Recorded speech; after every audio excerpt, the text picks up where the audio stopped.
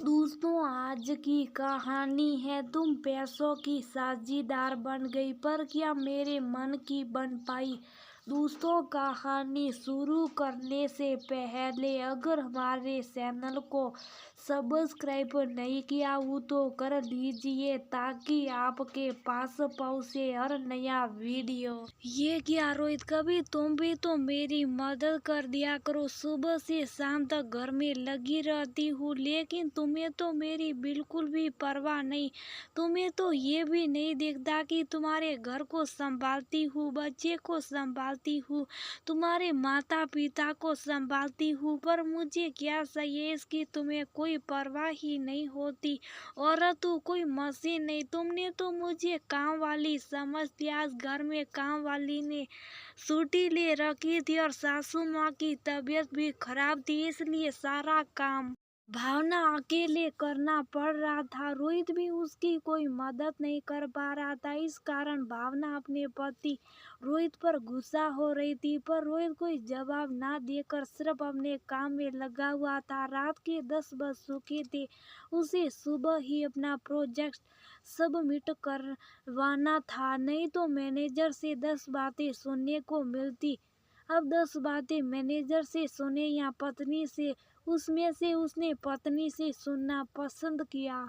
अरे तुम सुन भी रहे हो या नहीं, मैं तुमसे कह रही हूँ, तुम्हें तो मेरी बिल्कुल परवाह नहीं है। इससे तो मैं अपने मायके में ही ठीक थी। पता नहीं क्या सोचकर मैंने शादी कर ली।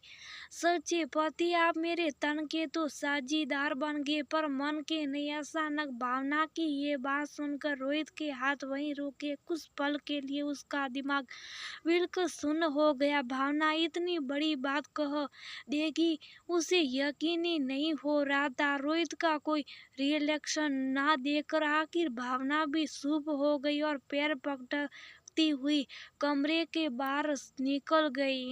भावना मेरे बारे में ये सब सोचती हैं। उसने मुझे अभी तक नहीं समझा। क्या सचमुच मैं ही ऐसा ही हूँ? ऐसे कई सवाल रोहित के दिमाग में घूमने लगे और उसे याद वो आया वो दिन जब भावना इस घर में बहू बनकर आई थी। रोहित घर का इकलौता बेटा था, इसलिए भावना को भी उसके माता पिता ने सिर आंखों पर बिठाया। कभी भावना को अकेले काम न करने दिया। सब मिलजुल कर काम करते थे, यहाँ तक कि अपने छोटे छोटे काम भी सबको खुद ही करने की आदत थी। भावना और रोहित दोनों ही मध्यम परिवार के थे। रोहित भी उस समय ठीक ठाक कमा लेता था। हाँ, ये कह सकते कि रोहित और पापा जी मिलकर इतना तो कमा ही लेते थे कि जिंदगी आराम से गुजर रही थी। सब कुछ अच्छा ही चल रहा था कि एक दिन भावना रोहित के ममेरी ब्याह सुमन के यहाँ किसी प्रोग्राम में अपने ससुराल वालों के साथ गई। सुमन का ससुराल एक धनाढ्य परिवार था। वहाँ उसके घर और घर की व्यवस्थाओं को देखकर उसकी आंखें फटी की फटी रह गई। तब से उसके मन में भी ऐसी जिंदगी के ख्वाब पलने लगे। अब उसे घर में हर चीज में कमी नजर आने लगी थी। कभी घर छोटा तो कभी घर में नौकर नहीं है, मैं अकेली काम में लगी रहती हूँ। कभी कहती कि हम बाहर घूमने फिरने क्यों नहीं जाते, तो कभी हमारे पास बाइक की है, कार क्यों नहीं। रोज नई नई बातें करने लगी थी। रोहित और उसके घर वाले उसकी मनोस्थिति समझ रहे थे, पर क्या कर सकते थे। आखिर जितना सादर है उतनी तो पैर फैला सकते थे। पर फिर भी रोहित कोशिश कर ही रहा था कि कोई अच्छी सी नौकरी मिल जाए, इसलिए नई जगह पर इंटरव्यू देने से भी गुरेज नहीं कर रहा था। भावना उसकी पत्नी है, उसकी इच्छाओं को पूरा करना उसकी जिम्मेदारी, बस यही सोचकर कड़ी मेहनत करने में लगा हुआ था। आखिर एक दिन उसे नौकरी मिल भी गई। सैलरी भी अच्छी थी। अब जाहिर सी बात है कि सैलरी अच्छी है, नौकरी भी अच्छी है, तो वर्किंग ओवर भी ज़्यादा ही होंगे। साथ ही साथ उस जगह पर ओवर टाइम की फैसिलिटी भी। इस कारण सुबह जल्दी घर से निकलता है तो सीधे रात को 9 बजे तक ही घर पहुंचता। दिन भर में इतना थक जाता कि रात को ज़्यादा किसी से बात भी नहीं कर पाता। खाना खाकर बिस्तर पर लेटता तो उसे नींद आ जाती। यहाँ तक कि संडे को भी काम करने से गुरेज नहीं था। माता पिता रोहित से बात करने को तरस जाते, पर भावना को इससे कोई अंतराज नहीं था। उसे तो घर में आता हुआ पैसा दिख रहा था, बदलती हुई लाइफ स्टाइल दिख रही थी। घर में नौकर चाकर काम करने लगे थे। भावना किटी पार्टी और शॉपिंग में व्यस्त रहने लगी थी। रात को कुछ पल रोहित उसके साथ बिताना चाहता या प्यार भरी बात करना चाहता, तो भावना की बातों में सिर्फ किसी ना किसी चीज की डिमांड ही होती थी। भावना रोहित को सिर्फ पैसा कमाने की मशीन समझने लगी थी। उसे उसकी भावना से कोई लेना देना ही नहीं था। लेकिन माता पिता ने तो रोहित से मिलने का अपना ही तरीका ढूंढा था। अब वो दोनों सुबह जल्दी उठकर जब रोहित नाश्ता करने बैठता तो उसके साथ ही नाश्ता कर लेते। इस बहाने सही दोनों अपने बच्चे के साथ कुछ पल तो बिता ही लेते। कुछ सालों बाद रोहित और भावना दोनों वंश के माता पिता बने। वंश के आगमन से जैसे परिवार पूरा हो गया, लेकिन भावना का रवैया अभी भी वही का वही था। रोहित अगर रात को कुछ देर अपने बेटे के साथ खेलने लगता तो भावना उसे टोक देती, अरे आप सो जाइए, नहीं तो सुबह लेट हो जाएगा, इसे मैं संभालूंगी।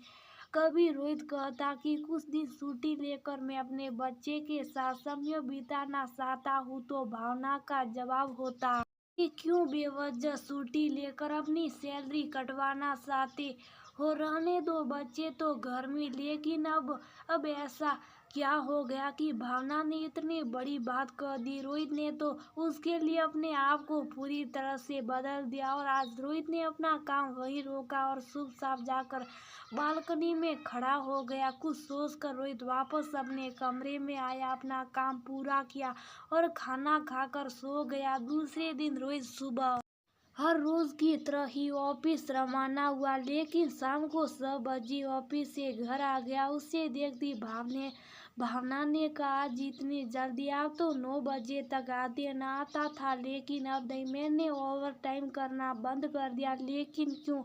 भावना ने घबराते हुए पूछा। उसके चेहरे को देखते रोहित के चेहरे पर मद मुस्कुराहट आ गई और उसने कहा, क्योंकि मुझे समझ में आ गया कि आपसे कितनी कोशिश कर लो, कुछ इंसान ऐसे होते जो कभी खुश नहीं होते। मेरी जॉब से मुझे 55,000 मिल जाते, जो मेरे हिसाब से घर चलाने के लिए काफ़ी हैं, तो बेवजह ओवर टाइम करके मैं अपने बच्चे और अपने माता पिता को मेरे साथ के लिए क्यों तरसाऊं? इसलिए मैंने ओवर टाइम और संडे को काम करना बंद कर दिया। लेकिन इतनी कम सैलरी में घर कैसे बसेगा? क्यों? जब हमारी शादी हुई थी उस समय मेरी सैलरी 15,000 थी। मेरी और मेरे पिताजी की सैलरी मिलकर ही 35,000 के लगभग थी, पर फिर भी घर चलता था। लेकिन ये लाइफ स्टाइल नौकर चाकर कोई बात नहीं, 2 की जगह 1 नौकर रख लेंगे, पहले की तरह मिलजुल कर काम कर लेंगे, पर सुकून से जिंदगी जिएंगे। लेकिन ऐसे कैसे? बस भावना, मैं पैसा कमाने की मशीन नहीं हूँ। तुम मेरे तन की साझीदार बन गई, पैसों की साझीदार बन गई, पर क्या मेरे मन की बन पाई? गुस्से से रोहित ने भावना की तरफ देखा। भावना को अपनी कई कल की बात याद हो आई। शर्म से उसकी निगाहें नीचे झुक गई। मुझे माफ कर दो, मुझे सोच समझ कर कहना चाहिए था। मैंने कभी तुम्हारी भावनाओं को समझा ही नहीं, जबकि तुम मेरे लिए दिन रात लगे रहे। एक दिन घर का पूरा काम मुझे क्या करना पड़ा, तो मैंने तुम्हें इतना कुछ सुना दिया, जबकि तुम मेरी इच्छा को पूरी करने के लिए दिन रात मशीन बनकर रह गए। देखो भावना, तुम मेरा परिवार हो, इसलिए तुम्हारी हर इच्छा को पूरी करने के लिए मैंने दिन रात मेहनत की। पर तुम ये भी सोचो कि तुम्हारे साथ साथ मेरे माता पिता, मेरा बच्चा भी मेरा परिवार है और वह मेरे साथ के लिए तरसते हैं। इसलिए अब जो है उसे मैं संतुष्ट रहूं, बस इतनी सी उम्मीद करता हूँ। कहते हुए रोहित ने भावना को माफ कर दिया।